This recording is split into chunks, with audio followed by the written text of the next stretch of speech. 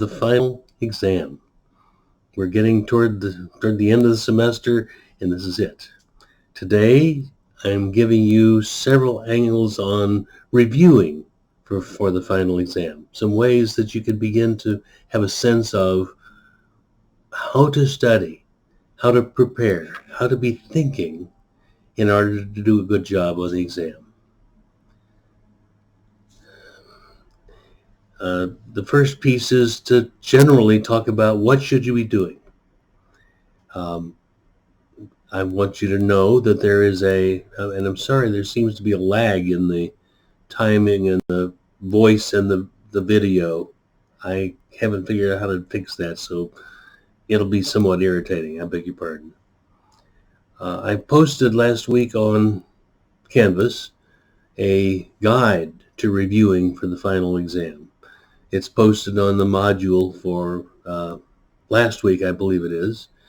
You can pull up and use that. There are real specific things you can be doing and things to be thinking about and very specific questions you should be able to answer in order to have a sense that you are prepared for the exam. There are two major chunks of preparation that I want you to be thinking about. Number one is details, specific ideas, dates, people, titles, religious leaders, the kind of worship houses of worship they have, where they started, when, who were the founders, and what are the particular practices, what are the ways that make that religion particularly unique. These are the details that I expect you to know, and there are questions on that sheet that help you remember. Oh, those are the things we need to be remembering. And we talked about, remember, lots of different religions. We talked about early Judaism and the time even before Judaism began in the Old Testament, the first chapter of Armstrong. We talked about early Christianity when Christians were struggling with the difference between Christians and others, where Jesus has become like a god, and they had to figure out how to put together the Platonic, the philosopher Plato's ideas about the stuff of God and the stuff for the world and the earth, and how did a human being become a god. Those ideas ended up with the idea of the Trinity, for example. We'd studied African religions.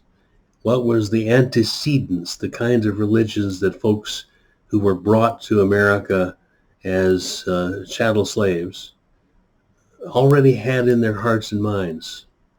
And what was their culture? And what did they bring to that experience? They were already religious people. They weren't just, and many of them, and most of them, civilized people. Then we studied Black church Christianity in America.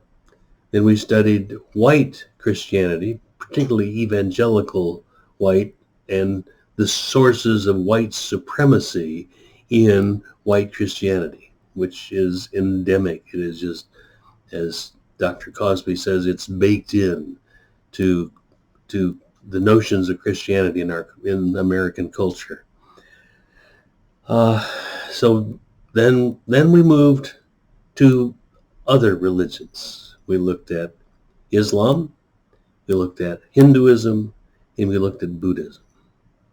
Each one of those has its own time and location. You need to kind of be thinking about a timeline that says, when did these things happen and how do they fit in historical sequence, to know that this happened before that, and so on. Those are the details. The other piece of preparation is to not just crack down on the details, but this is a religion course, and religion is about thinking and feeling. It's about making sure you have a mental understanding of what that religion is all about. And that requires you to do some comparisons and some critical thinking. Now, what are you curious about? What are you critical about? What would you, and appreciative thinking? What do you like? What kind of resonates in you? And then the main thing I want to talk about today is ways of comparing religions. The way we learn about things in general is we compare them to things we already know.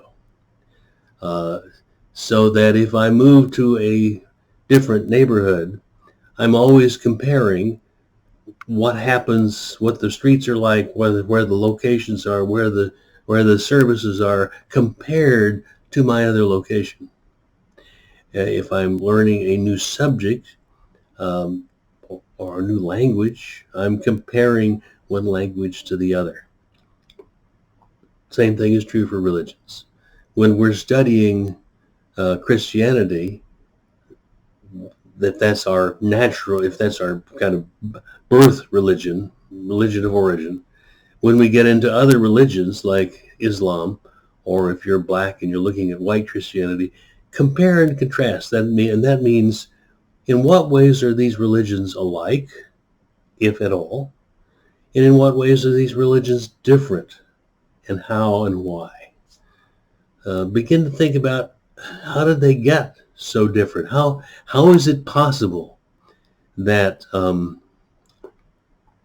people in America of two different, quote, races, which is just a construct, but two different groups of folks have very different ideas about what God is like, what their life is supposed to be like, what worship and their churches are supposed to be doing in the world? How did that happen? What's that about? And so that, in what ways are they not like?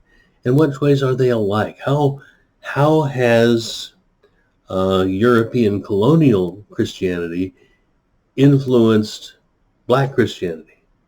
How much of that is left over in black Christianity? That's important to kind of have a thought about. So we're comparing the alikes and the not alikes, the similarities and differences.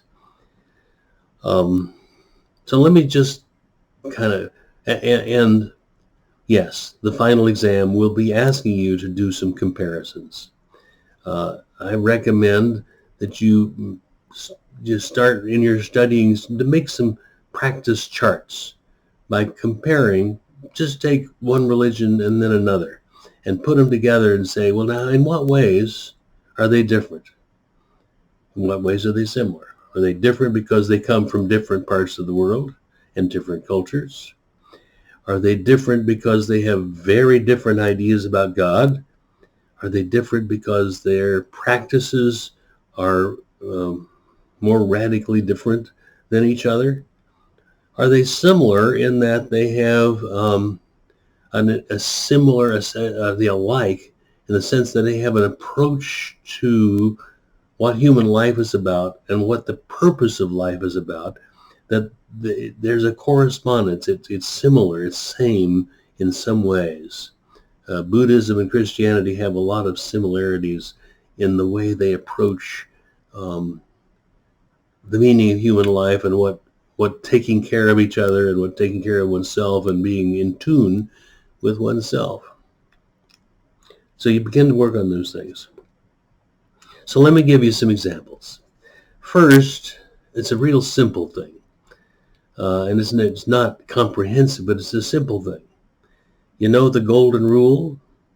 Most Christians, black and white, know and have learned as very young, what is the golden rule? In Christian, and Jesus taught this, do unto others as you would have them do to you.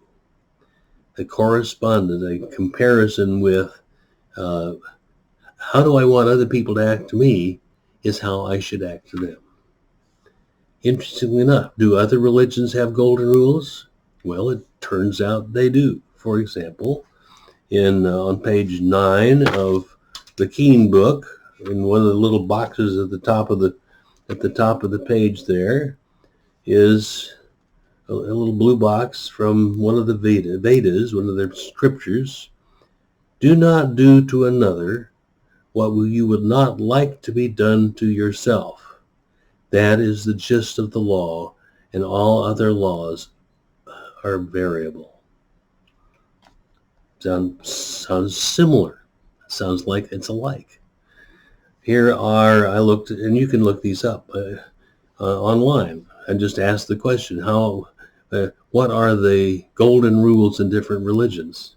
Here's Buddhism.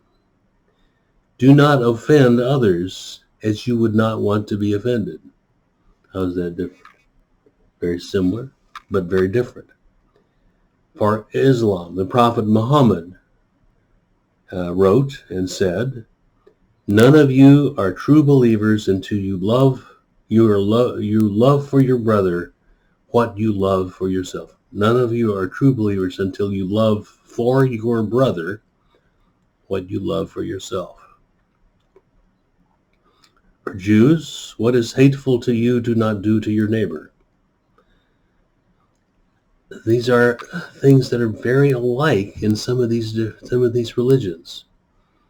How did that come? How can it be that the very strange and exotic religions of Hinduism and Buddhism have sayings and thoughts about the essence of what their religious behavior toward others is about, very similar to those that grew up in Western Asia, in Palestine and Saudi Arabia?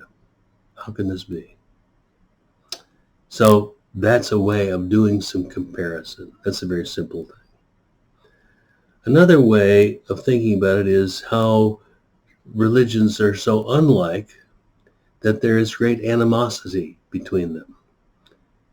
For example, it's not uncommon to run into people who will tell you that if you do not believe that Jesus Christ is the Son of God and put your faith in belief in him, you are going straight to hell. In then meeting someone who is of another faith, a Muslim, for example, who does not believe Jesus is the Son of God, Jesus is a prophet. Muhammad is a prophet. They do not have any other God but Allah. What do you say in a conversation where somebody is trying to suggest, oh, you're going to go to hell if you do not believe what I say, what my religion says is absolute truth? How do you think about the ways those are different and how to address that difference as you meet and converse with people? Because we do meet and converse with people of differing beliefs all the time. What do you say in light of this class? What's a respectful way of approaching this without judging and condemning? A simple answer to that is, in Christian belief, God alone judges. It's not up to us to decide what somebody's eternal fate or what their true worth is. It's God who decides, not me. Now, another way of doing comparisons and to draw how religions are different, and so different that there is grows up a great antagonism between each other.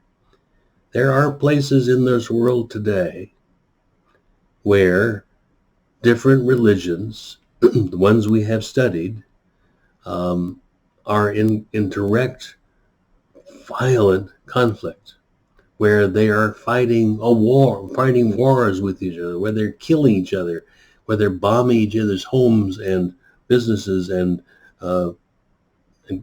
doing whatever they can to get rid of each other, going for extinction mostly. Perhaps you know some of those places from your understanding of current events. The one that comes to my mind first is Pakistan and India. We've studied a great deal about India because of the Buddhist and Hindu connections in this class.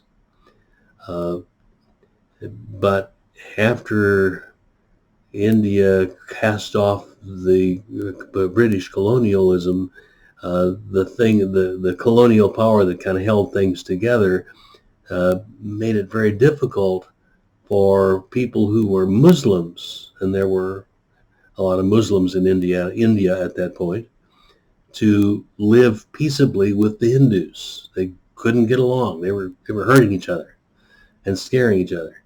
And so the Muslims basically left, and they went to an area basically on either side of India, and they named that country Pakistan.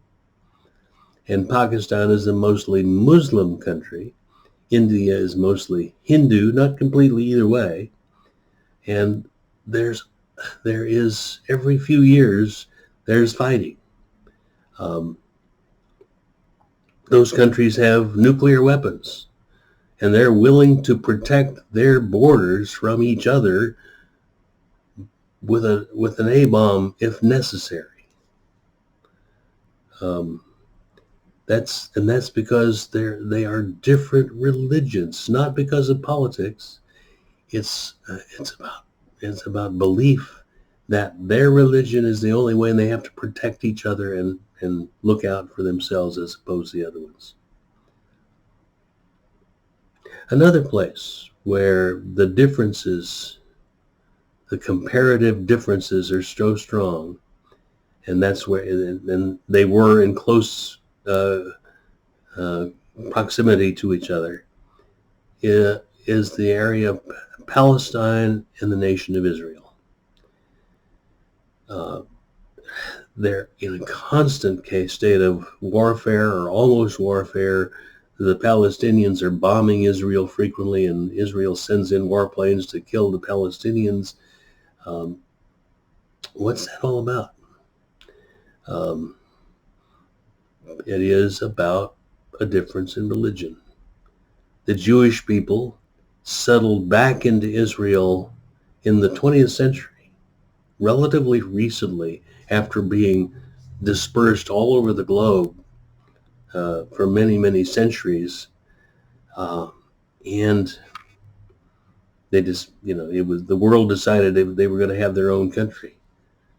The people of Palestine, mostly Arabs, although many of them are also Christians, had that. That was their country. That was their land, as far as they knew it, for generations and generations. Although we know the Bible said, it was originally Jewish land at a certain point, and promised to them in the Bible. And that's a whole other story, but that's a piece of ideas about God that get in the way of political things, you see. And they're differing from each other. The Palestinians are Muslim, most of them. The Israelis are Jewish. And they are so strong in those differences that they are constantly at odds with each other, with real weapons and real. And Israel has more power, more money, more weapons, a bigger army, and they're basically, the Palestinians are caught in what's the word I want to? They're occupied by Israel in that area. All the neighboring countries around them, Syria and Jordan and Egypt, are all Arab countries, Muslim countries. So that's a constant battle between religions. And as we know from studying in this class, the differences between Muslims and Jews and Muslims and Christians is not that big compared with Christians and Hindus, for example. But that's still a big enough difference that it creates warfare. It creates hostility. It creates constant friction. Another place that it's kind of comes and goes in 20th century history, and not so much in the 21st. We haven't heard much about it. But in the Baltic states, in the Caucasus, and in Eastern Europe, excuse me, those countries were a combination of mainly are a combination of three different religions. They are Catholics, they are Orthodox Christians, the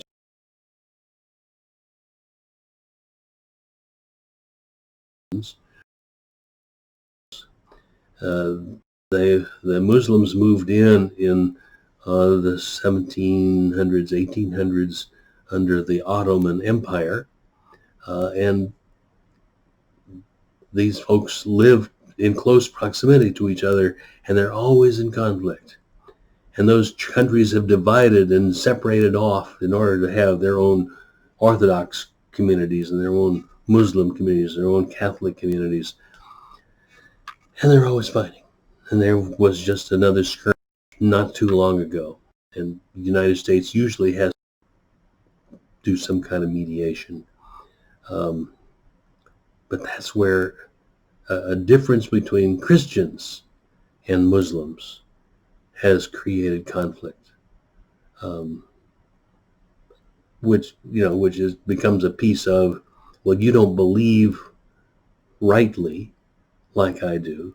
Your practices are wrong. Muslims strongly believe if you do not strictly follow the way of Muhammad and make Allah your only God,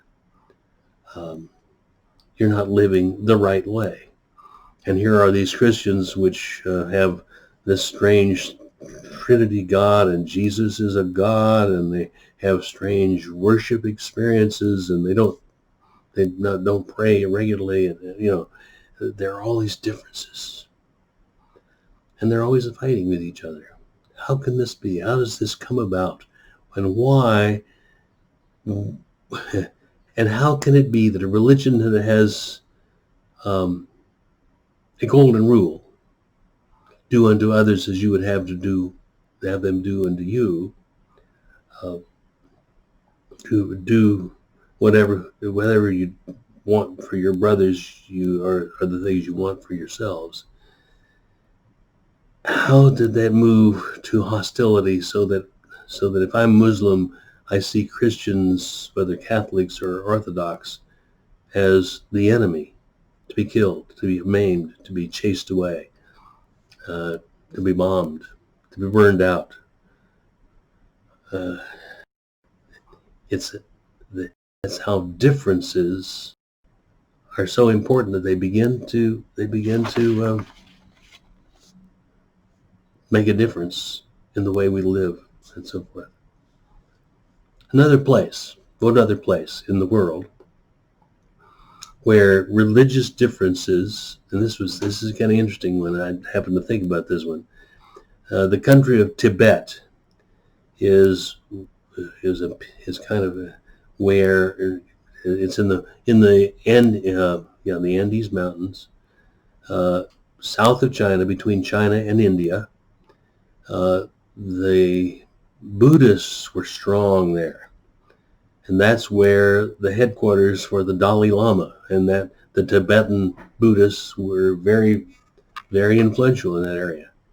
The Chinese, and what's the religion of China?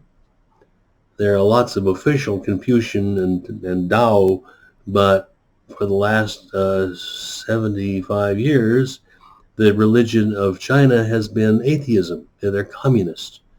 They don't believe in any particular way of understanding God. But they wanted to control Tibet. And so China came in and wanted to take over. They wanted to name their own Lama. They wanted to destroy the monasteries. And the Dalai Lama had to leave Tibet, became an exile. He's living in India now, or is it Nepal? But he had to leave his home because of the aggression of an atheistic group of people who said our way is more important than your old-fashioned, antiquated, barbaric religious perspective of doing things. And there is constant tension around that as well.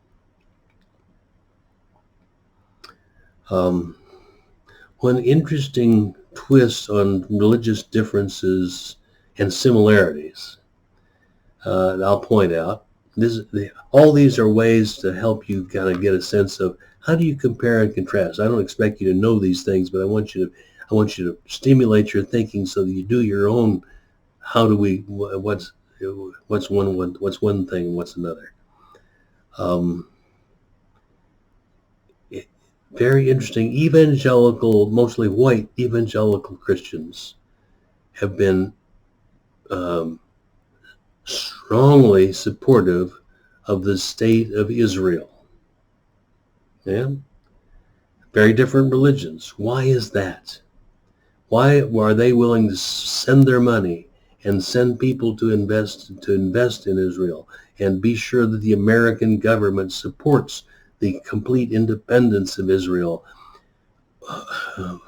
What is it about these evangelical churches which don't believe that the Jews are the promised, are the chosen people anymore? They think they're the white folks, the white evangelicals are the chosen people, but they're still supportive of Israel. That there's a bond between them, and it's a religious bond. The evangelicals read the Bible, of course, very literally.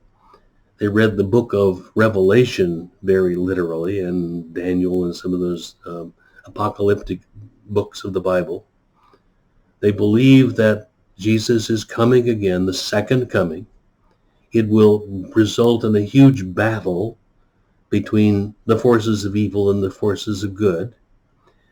The book of Revelation pictures that on the fields of Megiddo, and that is the day of Armageddon, and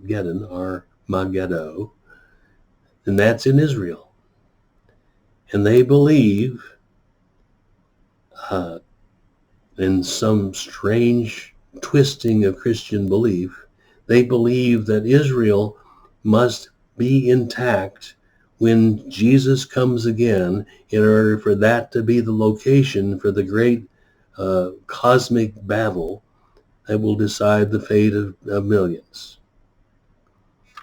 A particular idea of God, a particular way of understanding Scripture, and a particular way of deciding how they must engage with the world in order to be prepared for what they believe God is going to do.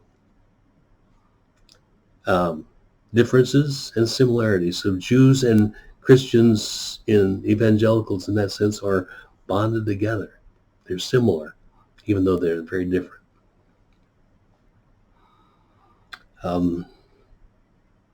There's one other similarity.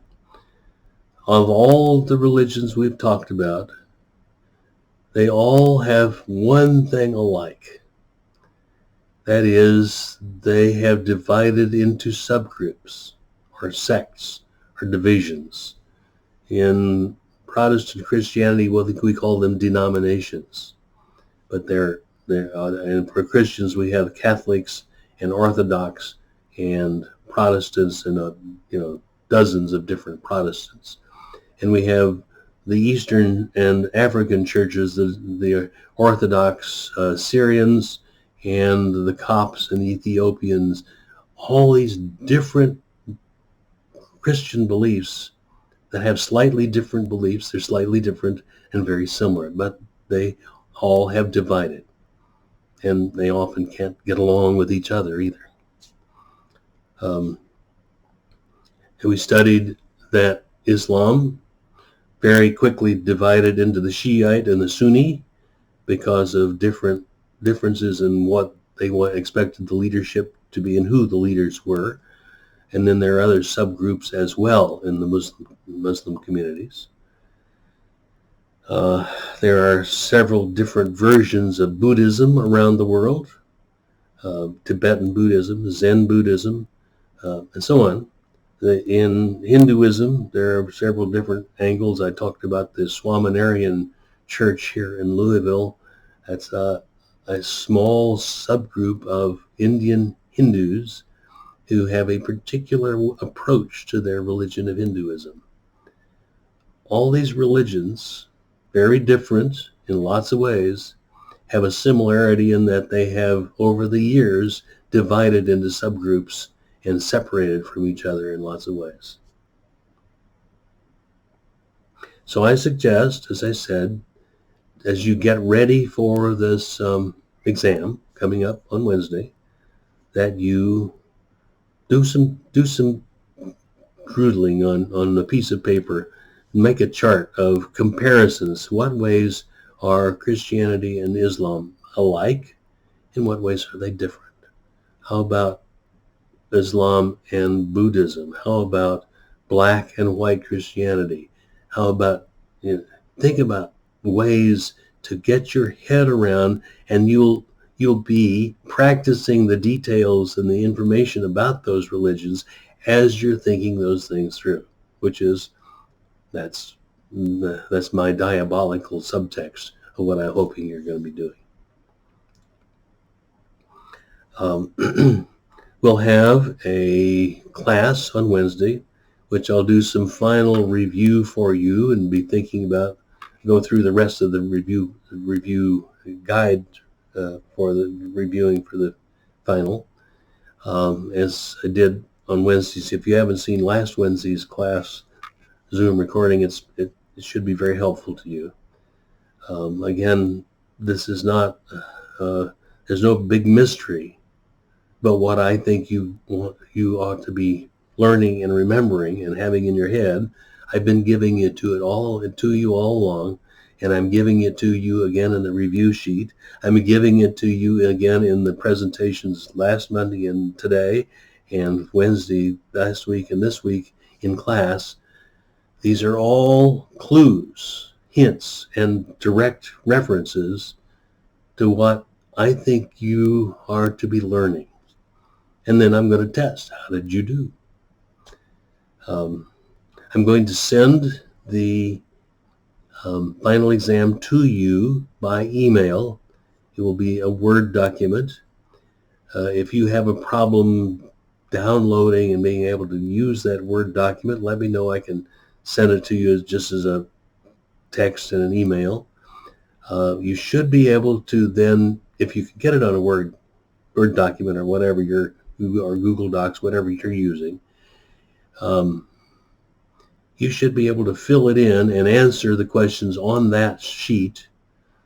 Then you save it again to your computer, and then you attach it back by Monday. Attach it back to an email to me, dsawyer@simmonscollegeky.edu,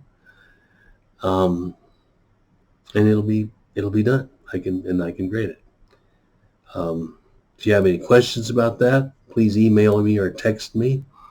We can have a phone conversation or a Zoom conversation if that would be helpful. I'm happy to do that. I announced on last Wednesday, I discovered that this semester's lasts longer than I thought it was going to. I'm wrapping it up according to the syllabus and the modules, but if you will have yet another week to get your other late papers in and your term paper and all those things until the week after Thanksgiving. So the week of is that December 3rd, 4th, whatever that is, that week. Get them in. I'll publish that specific information again for you. But please get this to me. I want you to have every chance to have every possible piece of grading so that your overall grade works out very nicely. If you know folks who are struggling or haven't been around, check in with them. Talk to them about how they can get caught up or how they can get back in touch with me. I want to be as helpful as I can. I'm so glad we're having this class. We've had a chance to explore thinking about and learning about religions in a new way, in a different approach to understanding and how different people think about God. And I'm looking forward to seeing how you're taking and making some sense of that for yourself. I will see you Wednesday morning. Thank you.